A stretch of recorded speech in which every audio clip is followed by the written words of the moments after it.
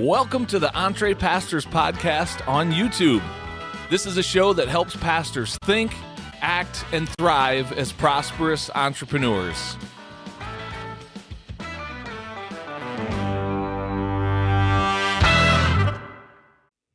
Well, hello there, and welcome to the EntrePastors podcast on YouTube.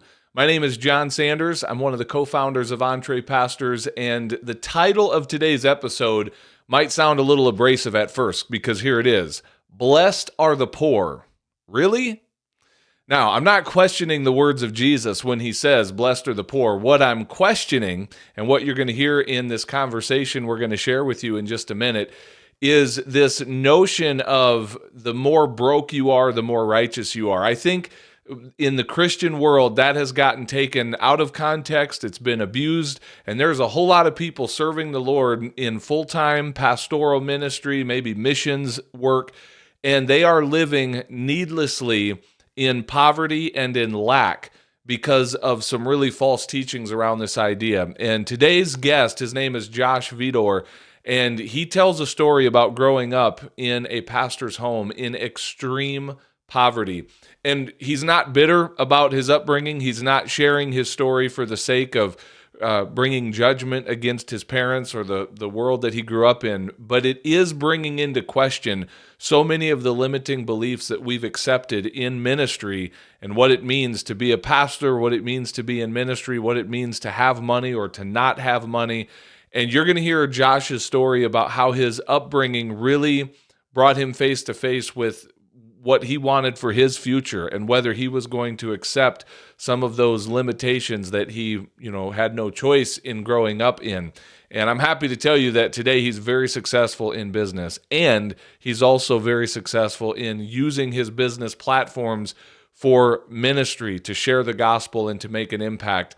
And his family is not experiencing the same level of poverty that he experienced growing up, not even close. So I know you're going to be challenged and encouraged with this conversation. I can't wait for you to listen in. So without any further ado, check out this conversation we had recently with our friend Josh Vidor. Here we go. Well, Josh, it is our pleasure to welcome you to the EntrePastors podcast, man. Welcome to the show. Jon, thanks for having me on, and Les, appreciate it. Yeah, man. Absolutely, man. You were one of many people that have been connected to EntrePastors through our mutual friend, John Hansen, who's been a guest on the show, and love the work that he's a machine. Yeah. He's a connector. He is a Good connector. grief. And not only is he a connector, he's a connector of valuable people. Like, he has not connected to us to one dud yet. Like, everyone that we've met has been awesome. And I know that this is going to continue that link. So no pressure to not suck on the show, but you're going to do great, Josh. Everyone else has as well. So your story, I really want to get into this and unpack this because I know this is going to resonate with many in our audience. I don't know. I'm kind of questioning, should I have you tell us where you are now and then we'll go back to the beginning, or should we just start at the beginning and bring you up to where you are now? Do you have a preference? I'm going to let you choose which strategy. First choice. I have Roll the one. dice, surprise Let me make me. a suggestion. Go ahead, Les. Why don't you start at the very beginning where you did, jump to where you are now, and then we'll talk about how you got there. How about that? All right. There you go. So, It's a cautionary tale, gentlemen. don't I don't know hold what it that against means, me. but I heard it and it sounded cool. Yeah, I have 9 siblings, and my parents were in ministry when I was growing up. And we were as poor as church mice. When people think of poverty in the United States, they think maybe you didn't get the latest name brand clothing, or you didn't maybe get to eat out often. We were poor. Like, I constantly went to bed fearing that we would starve to death. I went hungry for years, and that was the norm. And around the time of maybe between when I was 10 till I was 13, starvation was my biggest concern in life. I went to bed hungry regularly, and I woke up hungry regularly. Around 13, that started to change because a few of my siblings and I started working. We were homeschooled, so that allowed us freedom to really work all day and do schooling at night or weekends or whenever we'd fit it in. And I started delivering newspapers, mowing lawns. At one point, I had 2 newspaper routes and about 20 regular mowing customers, and the money was good. We were contributing, putting food on the table. We weren't starving at that point in time. We were no longer cutting the front of our shoes off and putting duct tape on them because we couldn't fit in them. The quality of life was growing a little bit. But what I really gained out of it was the conversations I had with customers. I started to see that not everybody lived like we did. Mm. And I think my parents meant well. They were all in ministry. I sometimes feel like we were kind of a side note and not terribly important to them, but I think they were doing what they thought was ideal, and that was nonstop ministry. That was it. I Too want to proud. pause you. I want to pause you right there because before we go further in the story, and this is not, you don't have to go deep into this if you don't want. And I'm not asking this from a heart of like dishonoring your parents or your dad, especially. But I am curious, like, what were the conversations like? Did your dad ever address that with you kids as to, to see his 13-year-old son and other children contributing financially so that there's food on the table? Like, was that ever a subject of conversation of why do we live this way?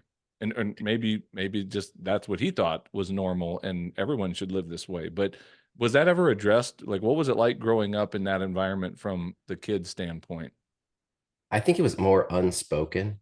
I think there was a expectation that their time from when they woke up till they went to bed was in ministry, and our physical needs were a second priority, just not as important. And I think to this day, they still believe that that was the correct path. And I'm not going to determine for them if that's what was right or wrong. I did, however, determine for me, I would not raise a family like that. Yeah.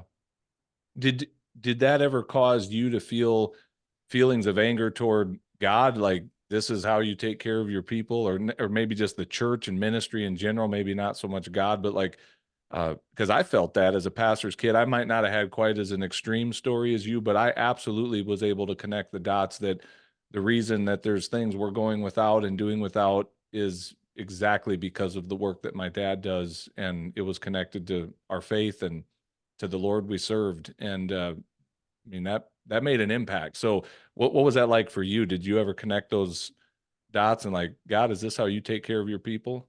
I think it was a little bit different for me. I bought in 100% to believing that that was what the Bible taught, and that, blessed are the poor. And Mm. that was the ideal. That was where we should be aiming for, is full service to God, and just a lack of concern for our physical needs or the ability to be a blessing to the people around us. To be able to be generous and give to those around us wasn't an option to us then. So that side was completely left out. But no, at the time, I was bought into thinking that was theologically sound. So was it then through, and as you continue your story, was it once you started getting out into kind of the business community as a little entrepreneur yourself that you started to recognize maybe there's a better way? Like when did that change for you to say, I'm not bought in anymore. As a matter of fact, I'm not raising my family like this someday. I think around 12, it started to shift, just because teenage boy, when you're growing, you don't like to be hungry, right? Yeah. And our regular breakfast was oatmeal. We would buy 50-pound sacks from the Amish store every few months, and every morning we would have oatmeal soup. And when I say oatmeal, it was a lot of water and not a lot of oats. And one morning, I remember looking at my bowl of oatmeal and counting the floating oats. I could count them, right? They were separated by water, and it was kind of a thickened water. And I think I was at about 20 something, and I stopped and I just said, I am not going to live this way when I'm an adult, and I will not raise kids like this. And I don't know what at 12 made me think that. I didn't have the answers. I didn't know whether that meant I had to have a different belief system than my parents. I didn't think that far yet. Mm. In the following years, as I started working and meeting influential people that were godly, that were blessing the people around them, that were a force for good and had fruit in their life, you could see their life was making a difference in the lives around people. I think that was when I started to have an aha moment that you don't have to choose one or the other. God is not saying we need to be in poverty to be able to serve him. Yeah. Wow. Well, that's powerful. So keep the story going as that's happening. You're getting out and growing now. You're becoming an entrepreneur. What's the next part of the story for you? I think the uh, need to create my own business was in the back of my mind through my young teenage years as I watched other people that I looked up to that were running businesses. I ran into a few individuals that did real estate, and I told myself, I don't know how and I don't know when, but someday I'm going to get into real estate. And that dream kind of just simmered in the background as I was a young adult. I got caught in the hamster wheel of life where I had a decent job. I moved up in the construction world and I was supervising for a large home builder. And I got kind of comfortable. I was doing side work, so I sort of had a little bit of entrepreneurial thing going on, but I just got comfortable. This is after Bible college, and I determined that I was more meant for the business world, but I just didn't have the strength to make that jump from employment to self-employment. And I was stuck in that for probably about 2 years in my 2021 age group. I wanted to, couldn't make that jump until I ran into this individual who walked around circles around my apartment complex, older gentleman, wasn't even a Christian, but he would give me advice here and there. And one day I said, Dan, I want to start my own business, but I don't know how to make this jump. I'm doing side work. It's making good money, but my job is comfortable and I'm scared to lose it. And he told me a story that changed my life. Do you want to hear that story? I do, but hold that story because I have one more quick question. Let me back up just a quick second. You went to Bible college. Was there was there pressure in when your upbringing of staying in ministry? Did you go to Bible college to quote be in ministry? And was that a pressure to to make that jump into just the business world in general to go that path instead of following in, the family footsteps and being a pastor? Like, was that part of your story? Because it is for some pastors' kids, maybe not others. What was that like for you? If I want to be honest, I think it was pressure I put on myself. Definitely had nothing to do with my parents putting it on me. I thought that youth ministry was something that I could give back in because I struggled during my youth years to connect with God, and youth pastors were very influential in keeping me on track. There were a few individuals that I interacted with during my youth years that are probably why I still have a faith in God now. Hmm. And so I thought it was the natural thing. Like if these guys were that influential in my life, then I want to give back. And that's what I want to do. During Bible college, I realized that isn't what I am built for. Business came natural to me. Ministry did not. Well, the reason I asked the question is because the majority of our listeners are pastors, and we're encouraging them, and they're listening because they have some kind of desire already, maybe to start a business. And so that's a voice that comes up as, being quote unquote in ministry. And what does that even mean? Like, is ministry only happening from behind the pulpit and inside the church office? So I just didn't know what that looked like for you and your journey. But so tell me about Dan. What was the story that he shared with you that really gave you the framework to jump into entrepreneurship? So Dan told me the story of a wise old monk who lived far, far away in a land long time ago, and he had a disciple or a follower. And this disciple wanted to know the meaning of life and what his purpose was. He followed the monk around 24/7, wanting to know his purpose in life. And the monk didn't give him an answer. And this went on for days, weeks, months, until one night the monk told his follower, tomorrow we're going to get answers to the questions you've been asking me. So this young follower, he's so excited he can't sleep. He's up all night. He sees the sun pop up over the horizon, and he hops out of bed and wakes up his old monk friend and said, "It's morning. Let's do it. What are we doing?" And they get dressed and walk to the far corner of the property where there's a pond. And the old monk asks his follower to kneel down in the pond, look into the water, and tell him what he saw. And he kneels down, looks in there, and he just sees his reflection. So he says, I see my reflection. And the old monk says, no, peer deep into the water, look further, harder, tell me what you see.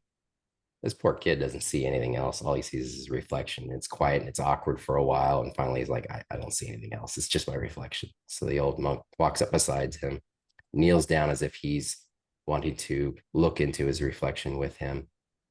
But rather than looking into the water, he grabs the kid's head, shoves it under the water. Kid's kicking and thrashing, and bubbles are going up until they're not. And when he just about chokes out, the old monk yanks him out of the water, shakes him off, and said, what did you see? And the kid's like, I didn't see anything. I just wanted to breathe. And the monk looks at him and says, well, when you want answers as bad as you wanted air, you'll find them. And for me, again, this is not even a Christian story, but it really made it easy for me to see that, like, the internal battle, it's just a switch. We have to choose what we want, right? If we don't like the fruits in our life, we've got to change the roots, and we got to change the habits that got us there.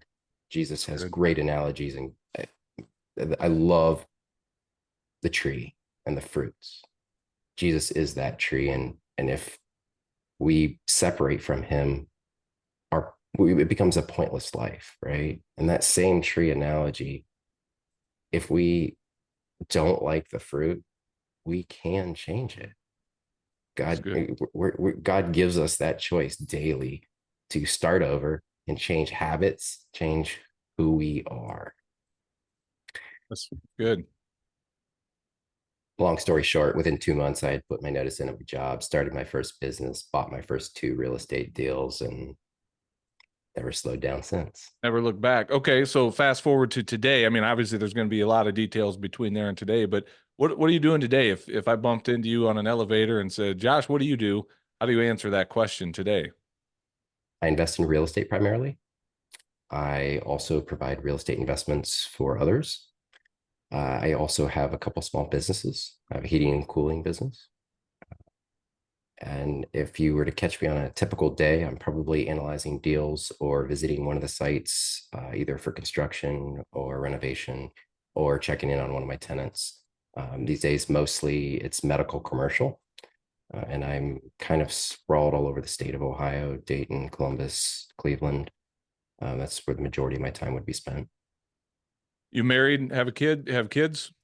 I am married. We've been married for almost 20 years, and I have 2 kids. I have a just turned 19-year-old son and a 17-year-old daughter. My son is now in college for business, and he saved up through high school and bought his first real estate deal, closed a week after he graduated high school, and we got to spend the summer together side by side renovating his first unit. That was awesome. Man. That's awesome. The reason I asked about your family is I just wanted to make a statement. It's going to sound like a question, but I already know the answer. Like, your kids did not grow up counting the flakes of oatmeal in their bowls in the morning, correct? No, they may feel like they had it hard, but no, food was never an issue for them. Yeah. They didn't always have the latest designer clothing. They didn't, I probably purposely embarrassed them at school by what I drive. Could I drive anything? Absolutely. I don't think there's anything on 4 wheels that I couldn't afford, but I drove a work van their entire time in up till middle school. Gosh, they hated it in an affluent school district. Nobody knows what a work van is. And then once they got into high school and didn't need rides anymore, I sold it and I drive something nicer.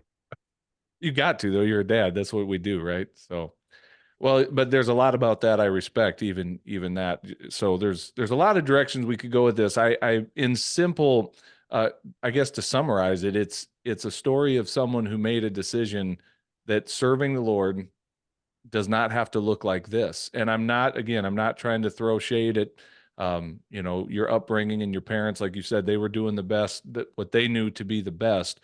But we've been saying for a long time through this platform and in other places that there's something very broken about the model we call church. It is burning pastors out faster than we're replacing them. There's something unhealthy about it. I'm not saying that everything is attached to finances, but it's a big piece of it. It connects to a lot of other things in terms of our mindset and how we show up, and the longevity, the health, the margin that we have with which to serve people from. And so I just think that it's a conversation that needs to be had. I want there to be more transformation stories like yours, where people see a better way of living, a better way of doing life and ministry. How about this? Let me ask you this, because some might see your story and go, see, there's a guy who grew up in ministry and now he's not in ministry. He's out in the world doing secular business stuff. One thing we talk about a lot in this platform is how we use our business as a platform for ministry. So what does that look like for you? You know, how are you able to connect with people and serve people in a ministry capacity through your businesses? Like, you probably have lots of answers to that, but how would you answer that question about using your businesses as a platform for ministry? It's a good question. I think there's really two aspects to that question. There's the how do you use the funds that you get from your business, and how do you use the influence that you've gained in your position? I'm going to focus on that second question. I've noticed when I'm in business, when I was younger, and I didn't, I was kind of, I had a limiting belief, and I kind of believed wealth was evil. I would go to great lengths to undercharge or to work for free, even to keep my, it was a subconscious thing. I didn't intentionally sabotage our income, but there was like a limiting belief that caused my actions to follow. Hmm. At one point in time, I realized a lot of these people that I'm working for free or nearly free for, they make more money than I do. They live in bigger houses than I do. They're not hurting for money. This isn't charity. This is just a limiting belief that is living out and showing itself in a tangible way. So there was a aha moment where I realized this isn't the right way to do it. If I just go all out, be as profitable as possible, I will both have more funds to be generous and give, but also I'll grow my business. Inadvertently, as I grew more successful, I grew more influential. People respect people that are doing business in a Christ-like manner and are successful.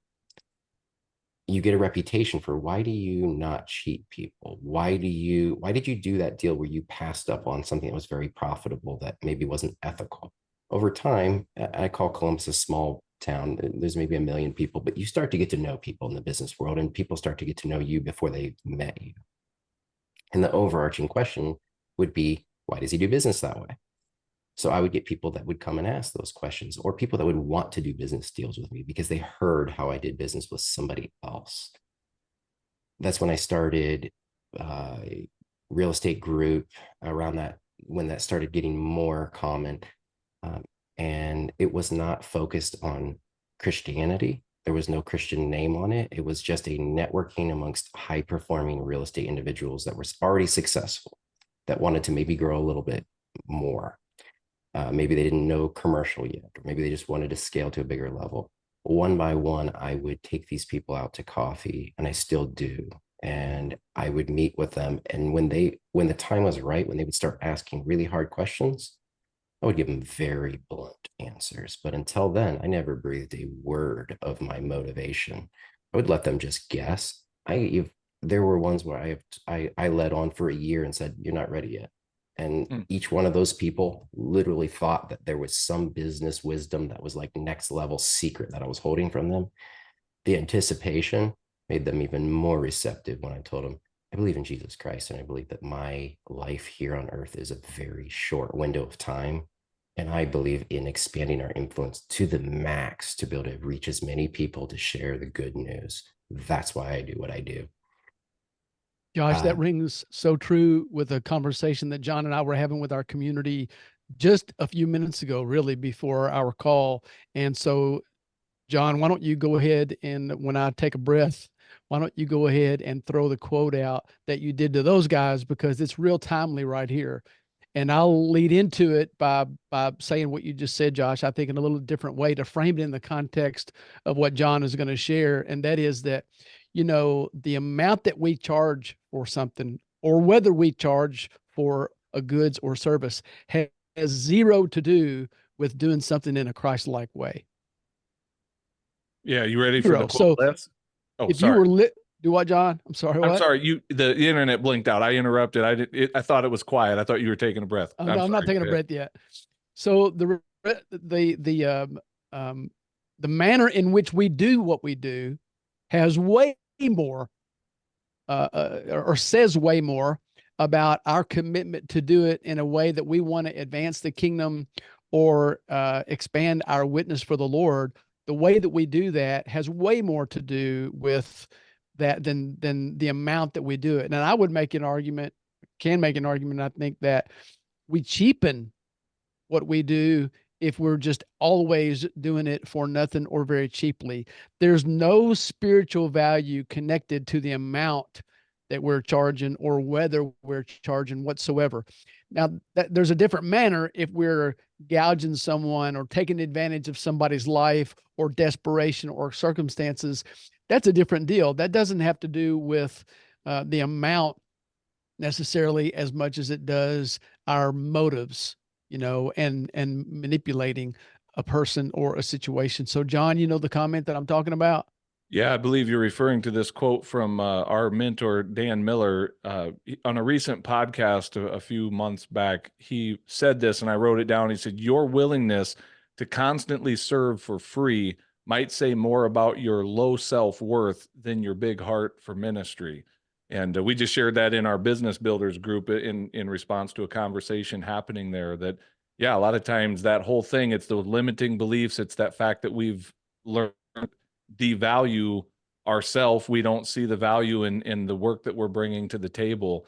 And I think pastors are ripe for that because just, again, the system has really kind of kicked pastors in the gut, kicked them in the teeth a lot of times, and truly kind of devalued the work that they do. And so when they bring their services out into the marketplace, there's that default setting to just charge next to nothing for the services that I'm providing. And often that's, like Dan says, it says more about our low sense of self-worth than it does about a big heart for ministry and serving others. And if we continue on that, we'll be out of business quickly and not in a position to give and to serve when the time is right, because we've got nothing left to give. So, yeah. It's true. And if you're limiting beliefs, if you feel like you should be in poverty if you're a Christian, wealth is inherently evil, you'll find ways to discount your labor or to work for free. And that'll be your consistent pattern over and over and over again.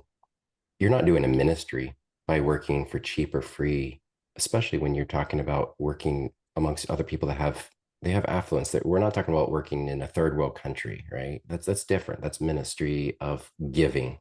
But if you're going to work for a profit,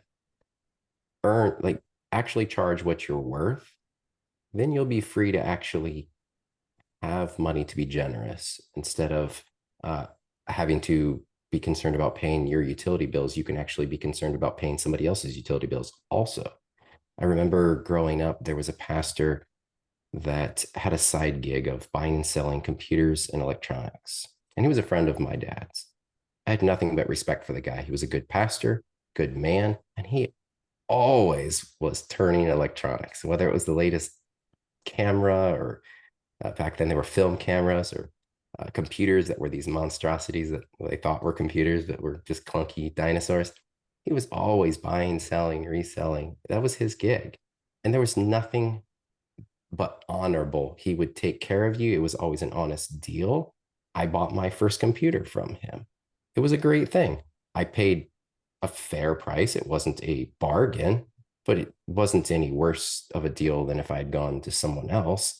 And I loved working with him. He was honest. And when I had an issue, he was able to help me with it.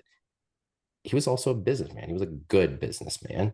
And I had nothing but respect for him. He also happened to be someone that paid our utility bills several times when I was a kid when the utilities got shut off. Because he was working and charging what he was worth, he was able to be kind and generous to people around him, not just broke and inwardly focused and struggling. Speaking of that, you made a statement before we started recording, if I caught that correctly, that a lot of times it's that group that grows up in that poverty mentality that they think it's coming from a healthy place. Maybe they give a spiritual overtones to it, but they end up being some of the most self-focused people, according to what you were sharing. Do you mind expanding on that thought a little bit? I want to be careful Yeah, be careful, because but there is be a honest. lot of people who have their heart in the right place. And I don't want to be their judge, right? That's for the creator to judge. But they've misinterpreted scripture. They've missed passages like the parable of the talents, where Jesus is commanding us to use what we have to the best of our ability and to just go all out. They've missed that altogether, and they read scripture like it's easier for a camel to go through the eye of a needle than for a rich man to enter into heaven. And they look at that and they build a theology around perhaps a misinterpretation, and they live a life that is in by choice, but it's a subconscious choice of poverty that forces them into a inwardly focused day to day. Their time is spent in a survival mode. Their Yeah. utilities are going to get shut off. They can't afford groceries. Rent's going to be a struggle next month. So that is what's occupying their mind and their time, is that financial struggle. And let's face it, most of these people are not actually what we would consider poverty by Jesus's definition when he was describing that. In America, most of us are wealthy. A lot of us have a spending habit. I'm just going to be honest. And so by thinking that you can spend poorly and not earn real well, and that somehow earns you a righteous status with Christ, it's a heart issue. You can have the same issue whether you're poor or rich. However, if you have a propensity towards greed, wealth will definitely ruin you. If you can get the greed thing in control and be willing to be like the parable of the talents, where you go out and you earn and you multiply and you bring it back to the feet of Jesus and you say, what do you want me to do with this? Do you want me to go out and build with it again? Or do you want me to give it to you? If your heart is not a greedy, self-centered, the wealth issue is not a thing. The Bible is full of examples of godly, wealthy, and poor people. It's not one side or the other. It's a heart issue. If our heart is chasing dollars before God, you're going to be doomed, whether you're living on welfare stamps or you're Ross Perot, or it doesn't matter. You could be the wealthiest person on the planet or the poorest person on the planet. It's still a heart issue. Yeah, that's good. I want to maybe start wrapping up with this question, and this may lead to a few other follow-ups. We'll see. But I'm going to ask a really open-ended question. You can go any direction you want with it. We've got a lot of pastors listening to this podcast who are either right on the verge of launching a business. They're pretty well bought in. They don't have to be convinced of the mindset stuff, that maybe they're still working through some of those mindset things, but they're right on that verge of launching a business, getting started in that. And you had an opportunity to either speak some words of encouragement to them or advice. What would you say? I mean, you know the world of pastoring. You grew up in it. You've seen it from the inside. So you kind of know the daily pressures and struggles that these families are walking through. You also know the business side really well and have had tremendous success there. So take that in any direction you want. You can say one or multiple things. What would you say to encourage or give some wisdom, advice to our group of listeners? First of all, don't be a shoe salesman. I know too many pastors that they really undercut their ability. If you're a pastor, you're already a salesman. You already know how to sell. Don't undersell those abilities. I learned early on that sales was easy for me, and that was a strong suit. But I sucked at my first sales job. Sorry for the language, Oh, but it's okay. I was terrible because I didn't believe in the product. Don't get into a side gig because you think that that's an easy, or that would be natural to you, or it would be a simple next step. Do something you're passionate about and you believe in, and go all in. Believe in yourself. If you're already a pastor, one, you already have sales ability. If you have sales ability, you can succeed in business, period. It doesn't matter the genre. You can substitute anything. This is the same thing I told my son when he was growing up. If you have sales ability, you can plug into any business in the world. People will buy from you. I was trying to explain to him a few days ago about a business that I'm slowly exiting from. It's my heating and cooling business. And as I started subcontracting out deals, I noticed 2 out of 3 deals were lost. And I'm like, why are these are done deal sales? Well, they weren't buying, my 100% track record for sales. If I go in somebody's house, it's going to be a sale because I'm going to give them what they need, right? But I believed in it, right? I wasn't overselling, I wasn't underselling, I was selling what they needed. If you don't believe in it, don't do it. If you are trying to start a side gig because you think you could be some money in that, or that might be an easy thing, make sure you believe in it. If you believe in it, you already have the sales skills as a pastor, do it. But don't do it half-heartedly, and check your motives. If your motives are right, do it with all your heart, all your might. Put the same effort, do it as unto God, because the end result will be a life that glorifies him, whether it's a business side gig or you in front of the pulpit. It's good. You can reach just as many people outside of the church as inside. They're both valuable. They're both a different demographic. You may be able to get people through your business contacts to go to your church, but ultimately they are a different demographic. You're going to reach people that you would never reach behind the pulpit. Both are valuable, but don't devalue your time of being a good business owner that stands out as being successful, because people will gravitate towards you. People will listen to you that would never listen to you otherwise. I want to give you a short example of someone who is in my real estate group that, without being too descriptive, would never have fit into a ministry opportunity that I would have ever had behind the pulpit. He is a Russian Jew, homosexual, atheist. But after a year of participating in a real estate mastermind and one-on-one coffees, he's reading the Bible now. Now, he agreed only to the Old Testament first because that's kind of, he has Jewish roots at least, right? But I didn't get that connection by being a mediocre real estate guy. I got that connection because I stood out as being a rock star in my field and people seeking me out, wanting to be mentored. And because of that, it's an open avenue to share my why. Why do I do this? Why is my ethics like this? Why did I pass on that deal that looked very profitable? Why did I let that person out of a contract when they were going to fail? Why did I do these things? Why do people come to me with deals that they want instead of me having to seek them out? Be a rock star. So if those pastors that you are speaking to, if they have a business idea, don't do it mediocre. Don't do it like a little bit. Be awesome at it. Do it as if you are serving God in that business just as much as you're serving behind the pulpit. And you'll have a ministry in that way as well. I love that. That makes me think of a quick follow-up question. I'm going to tee this up for you and just see what advice you would give. Something we see a lot with pastors who are convinced, like, hey, I am going to start a business. I'm going to create a product and sell something or a service. It's not uncommon for many of them to focus on church world because that's what they know. That's the community they know. And so what that looks like is, I'm going to create resources for small churches. I'm going to coach pastors. I'm going to write devotionals. And I always cringe a little.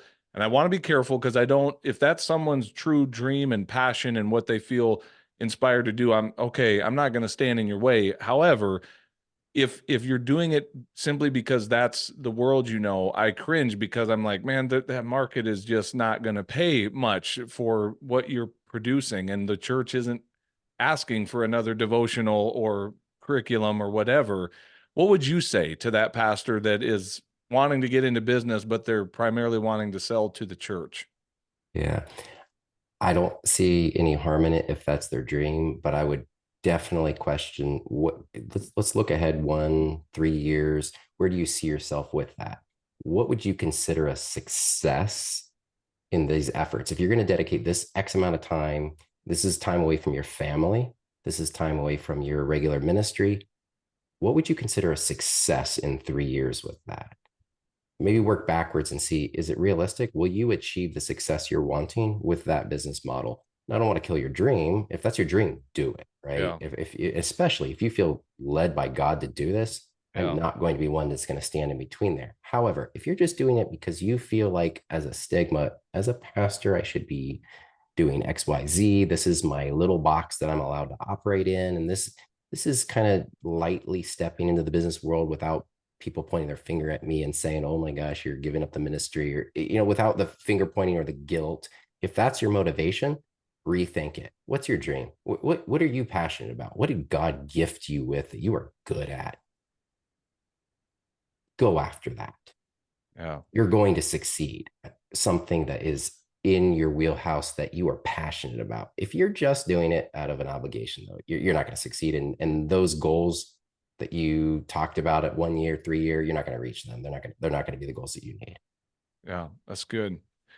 Good stuff. Josh, if someone wanted to reach out and connect with you, I understand you're not necessarily looking to bring on new clients at this moment or add people to the groups that you're serving. But if someone wanted to reach out with a quick question or anything, what's the best way? Where do people find you and find out more about you and the work that you do? You find me on LinkedIn, Joshua Vidor. You could find me on Facebook. I am same name. There's only a few of me out there in the United States. Most of my groups, I'm closed. I'm not accepting new people into them, and they're vetted. But in the future, I will be probably adding a business mastermind group that will be open to more people. At that time, probably LinkedIn would be my best way to connect.